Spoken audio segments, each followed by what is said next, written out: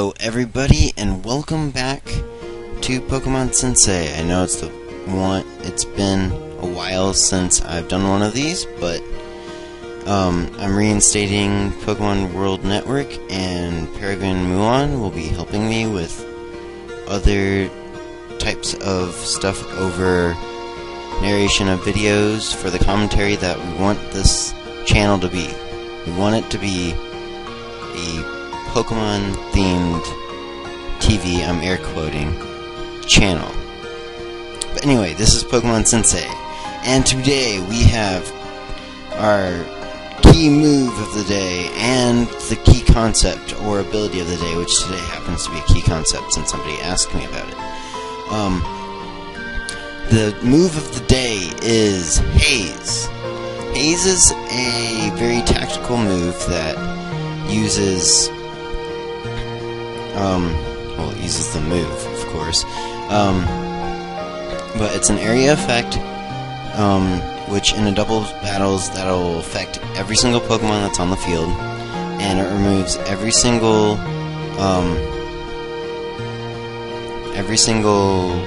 stat boost that would not be contributed to weather, like rock type Pokemon gaining the special defense boost from Sandstorm or evasion from abilities or whatnot.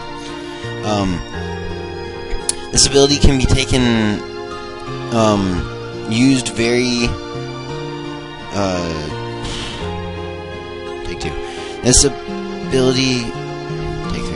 move can be used very effectively in double battles, while it can be used effectively in single battles to get rid of any status boosters in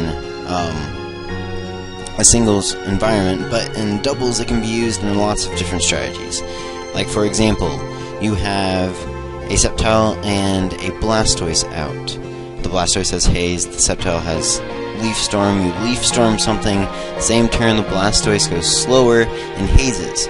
Now that negative effect of Leaf Storm, where you drop special attack, is now nullified because of the Haze. And this can be used for every single one of those stat dropping moves, such as Leaf Storm, Overheat, Draco Meteor, etc. Moving on to the concept of the day. Concept of the day, somebody asked me about to explain IVs. Okay? IVs mean individual value, which is a value to that Pokemon that's unaffected by anything else except for that Pokemon. And once a Pokemon you see it in the wild and you catch it, or it hatches from an egg, the IVs, actually, once you get an egg and once you see a wild Pokemon, the IVs are set in stone for that particular Pokemon. IVs are different than EVs, which I'll go over probably at a later date, are very different from them, and they are also very important because of two areas. They help in stat points. When you get to level 100, you'll get whatever IV you get, well, not all at once, you'll get them progressively over levels, but you'll have an additional, IVs are between 0 and 31, you'll get an additional 0 to 31 points progressively over your Pokemon's leveling up. And IVs also help determine hidden power type and hidden power base power for whatever hidden power that Pokemon would have, which I'll go over whenever I go over hidden power. So just explaining the stat points, because the hidden power will be in a hidden power lesson. Every IV correlates to a particular stat with a number between 0 and 31. Those numbers are randomly generated unless they're tampered with a hacking device, such as an Action Replay, a Game Shark, etc. And as I said before, as the Pokemon progressively moves to level 100, it'll gain extra points based on the 0 to 31 points for the IV.